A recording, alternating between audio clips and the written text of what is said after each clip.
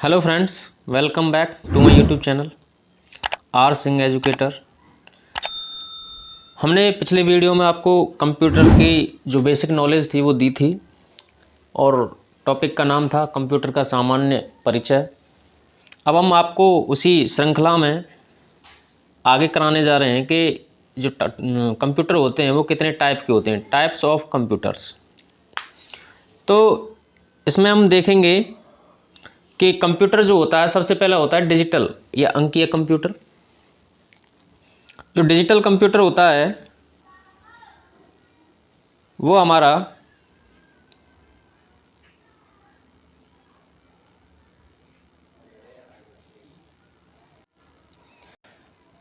हमारा इस प्रकार का कंप्यूटर होता है कि इसमें जो डेटा दिया जाता है, जो सूचनाएं दी जाती हैं वो डिस्क्रीट के रूप में, यानी कि 0 और 1 इन दोनों के रूप में दी जाती हैं।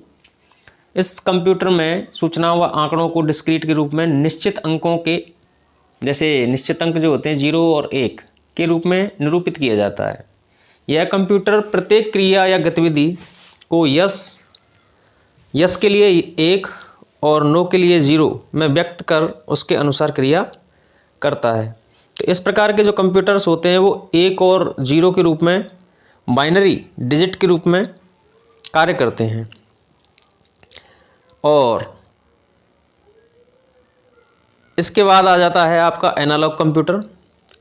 एनालॉग कंप्यूटर वे कंप्यूटर होते हैं जिनमें विभिन्न भौतिक राशियों जैसे ताप, दाब, लंबाई आदि गुणात्मक राशियों को सतत रूप से परिवर्तित होती रहती हैं। ऐसी चीज़ें जो सतत रूप से रेगुलरिटी रूप में परिवर्तित होती रहती हैं उनके लिए हम एनालॉग कंप्यूटर्स का यूज़ करते हैं। जैसे कि आपने देखा होगा ग्राफ पेपर में जो आपकी एक इस प्रकार का ग्राफ होता है, ऐसे करके, तो ऐसे करके आपका ग्राफ चढ़ता रहता है या डाउन जाता रहता है। तो इस प्रकार के ग्राफ के लिए या इस प्रकार के ग्राफ को दर्शाने के लिए हम एनालॉग कंप्यूटर का यूज़ करते हैं, जिनमें ज़्यादातर ग्राफ ऊपर नीचे अप डाउन होता रहता है। उनके लिए हम इस प्रकार के कंप्यूटरों का यूज करते हैं। ऐसे ही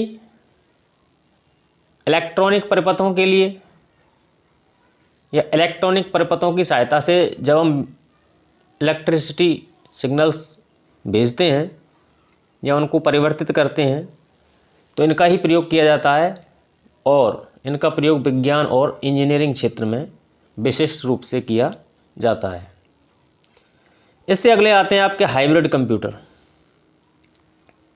हाइब्रिड जो कंप्यूटर होते हैं इनका उपयोग हॉस्पिटल, जो आपका आईसीयू होता है, इंटेंसिव केयर यूनिट आईसीयू, उनमें किया जाता है। आपने देखा होगा जैसे उसमें एक लाइन चलती रहती है इस प्रकार से, तो इस प्रकार की जो लाइनें चलती रहती हैं उनमें इसका प्रयोग किया जाता है।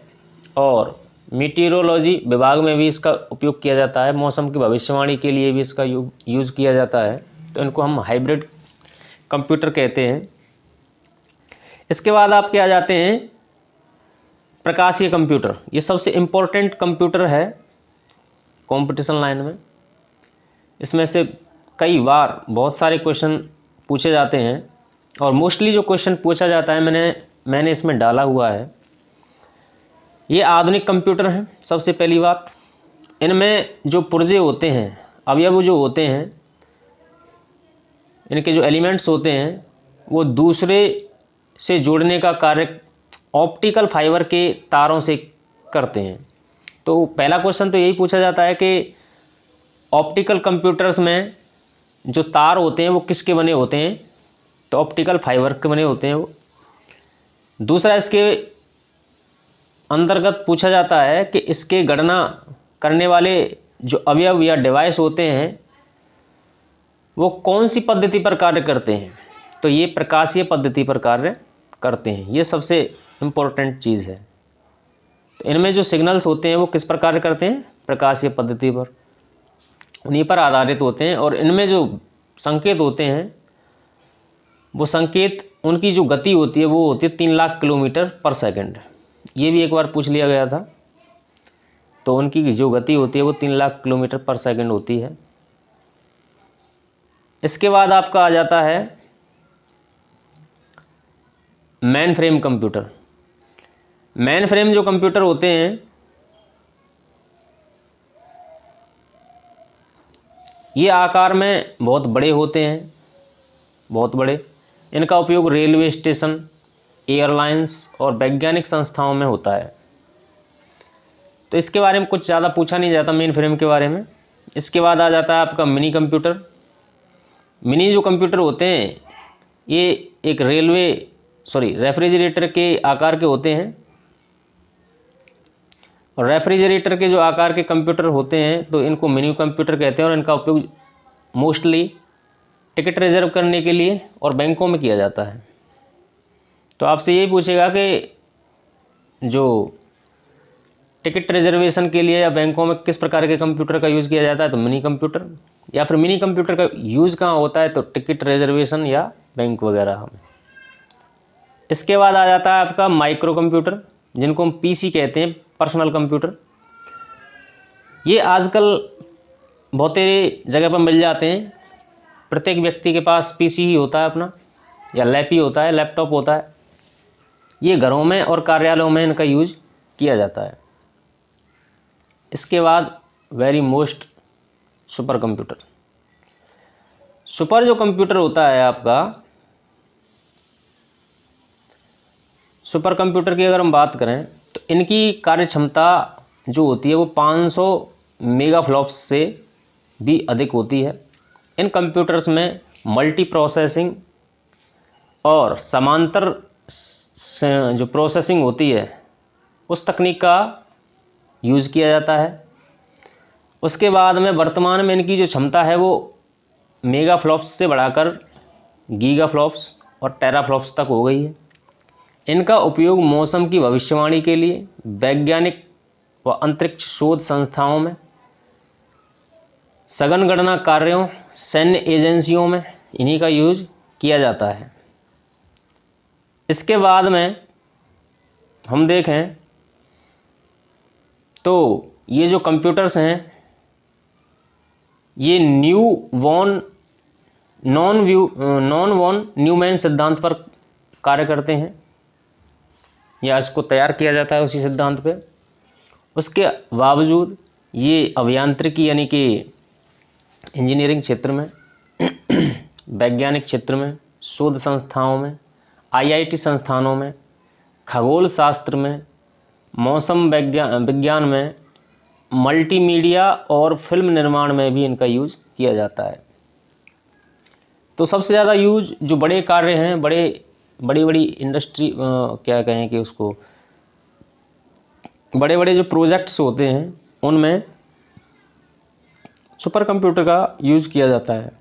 इसके अलावा